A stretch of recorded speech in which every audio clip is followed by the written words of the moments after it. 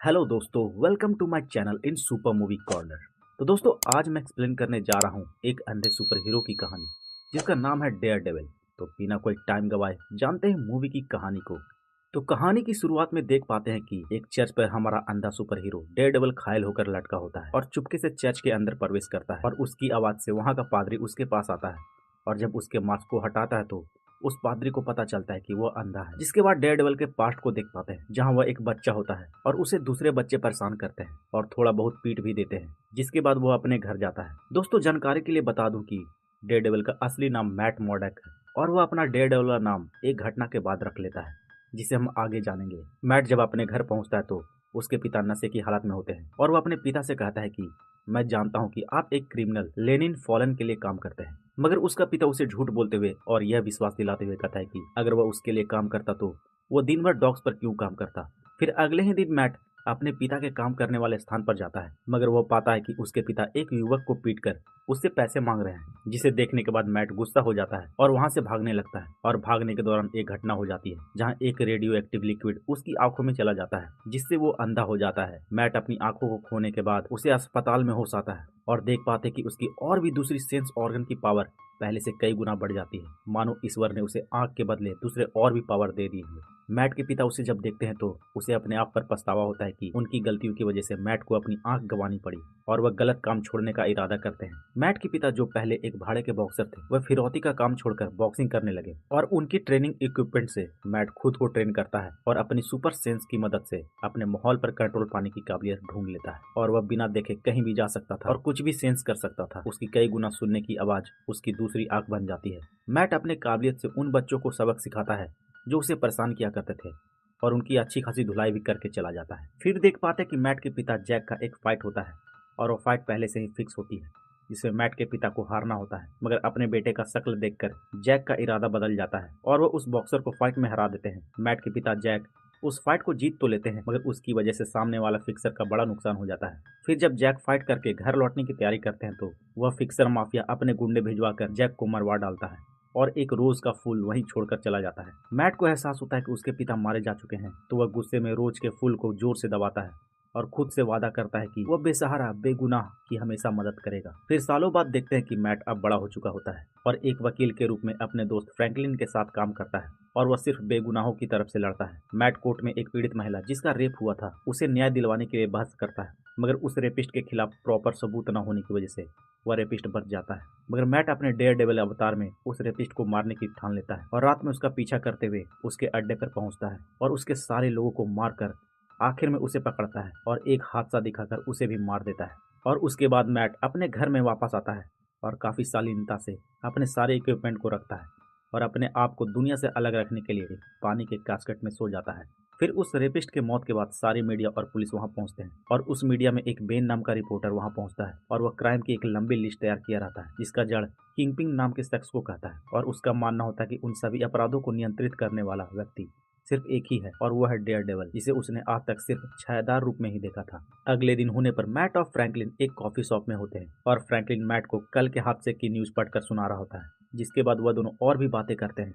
तभी वहाँ एक खूबसूरत लड़की आती है जिसे मैट महसूस कर लेता है। फिर मैट किसी बहाने उससे फ्लर्ट करता है और उसका नाम जानने की कोशिश करता है, मगर वो लड़की वहां से चली जाती है। पर मैट उसका पीछा नहीं छोड़ता और उसका नाम जानने की कोशिश करता है और देखते ही देखते मैट और उस लड़की में एक छोटी सी कैजुअल फाइट होती है और उस वक्त वह लड़की अपना नाम इलेक्ट्रा नाचिस बताती है, जो उस शहर की लेफ्टिनेंट निकोलस नाचिस की बेटी होती है, जो फिक्स नाम के एक अंडरवर्ल्ड डॉन के लिए काम करता था। जिसके बाद इलेक्ट्रा अपने बॉडीगार्ड के साथ वहां से चली जाती है। फिर हम उस फिक्स नाम के अंडरवर्ल्ड डॉन को देखते हैं, जिसे पता चलता है कि वह रेपिस्ट जो उसका खास आदमी था, उसकी मौत के पीछे उसके आदमियों में से किसी का हाथ होता है और उस शक के आधार पर वह अपने 2 बॉडीगार्ड को मार देता है। फिक्स जो बहुत ही खतरनाक मिजाज का बंदा होता है और वह किसी को मारने से पहले एक बार भी नहीं सोचता और इसके डर से निकोलस अब उसके साथ काम करने की नहीं सोचता और वह फिक्स से साफ साफ कह देता है कि वह अपना हिस्सा लेकर अलग हो जाए। मगर फिक्स को कहीं ना कहीं यह मंजूर नहीं होती कि निकोलस उसके धंधे से अलग हो जाए और वह उसकी बेटी के बारे में बात करता है। उसके बोलने का तरीका ऐसा होता है मानो वह उसे एक वार्निंग दे रहा था कि तुमने अगर धंधा को छोड़ा तो तुम्हारी बेटी मारी जाएगी।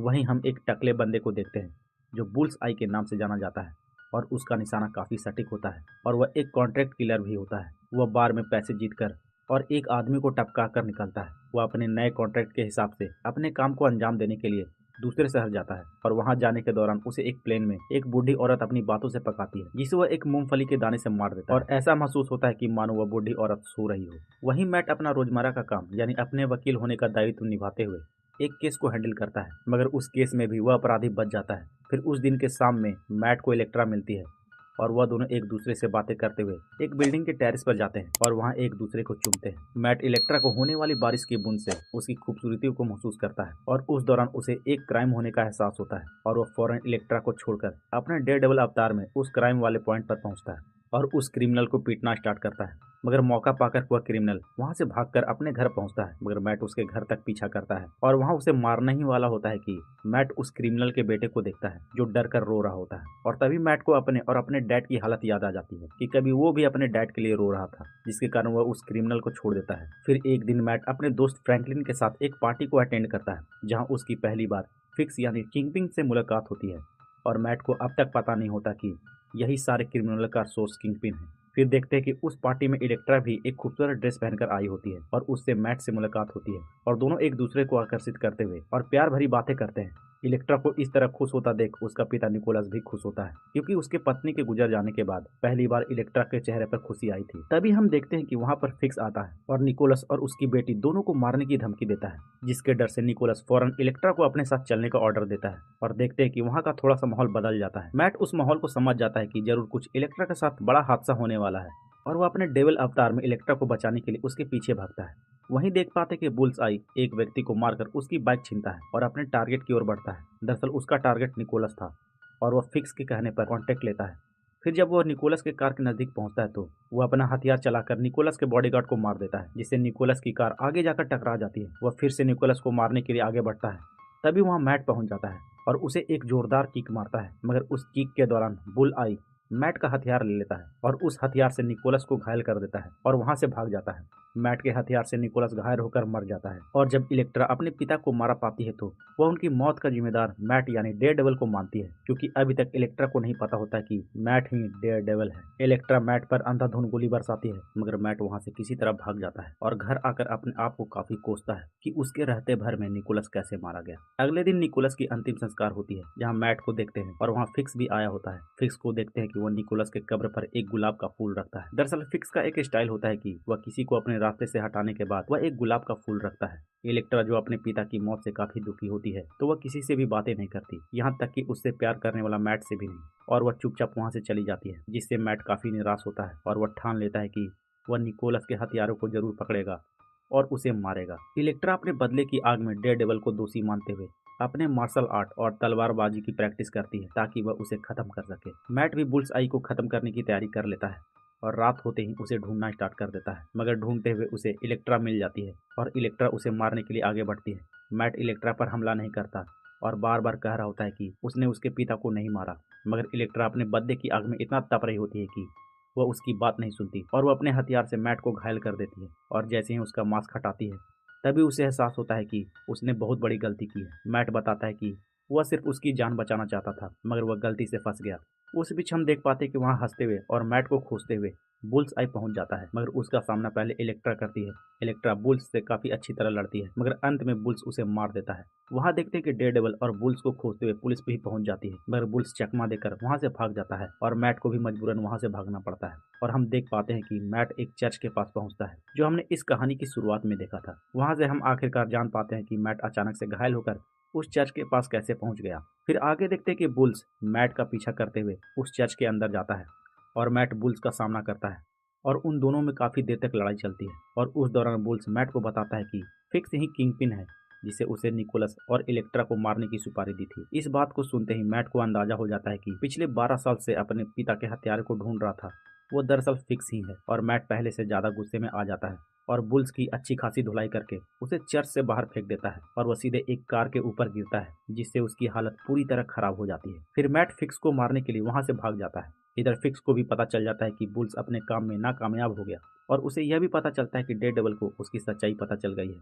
तो वह उसे जरूर मारने आएगा। और फिक्स अपने आप को डेयरडेविल का सामना करने के लिए तैयार करता है और अपने सभी सिक्योरिटी गार्ड को वहां से जाने के लिए कहता है। थोड़ी देर में वहां डेयरडेविल पहुंच जाता है और उन दोनों में फाइट होने लगती है। डेयरडेविल घायल होने की वजह से वह फिक्स से नहीं लड़ पाता और पूरी तरह उससे मार खाता है। मार खाने के बाद फिक्स डेयरडेविल का मास्क उतारता है और उसे पता चलता है कि डेयरडेविल तो वही अंधा वकील है जो बेगुनाहों की हमेशा मदद करता है और जिसने उसकी सबसे ज़्यादा हालत ख़राब कर रखी थी वह एक अंधा है।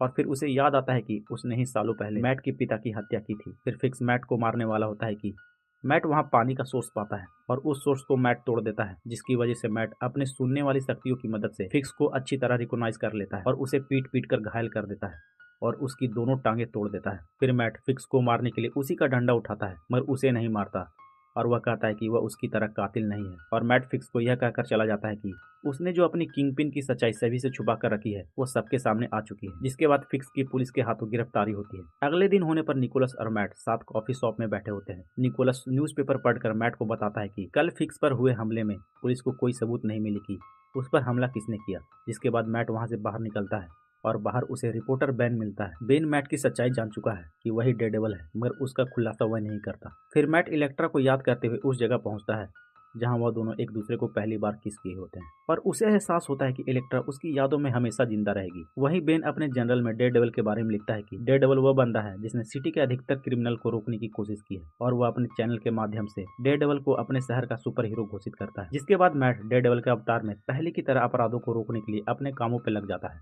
और इस तरह इस मूवी की एंडिंग हो जाती है। तो दोस्तों कैसी लगी इस मूवी की एक्सप्लेनेशन कमेंट करके जरूर बताइएगा और वीडियो पसंद आया तो वीडियो को लाइक और चैनल को सब्सक्राइब भी जरूर कर दीजिएगा।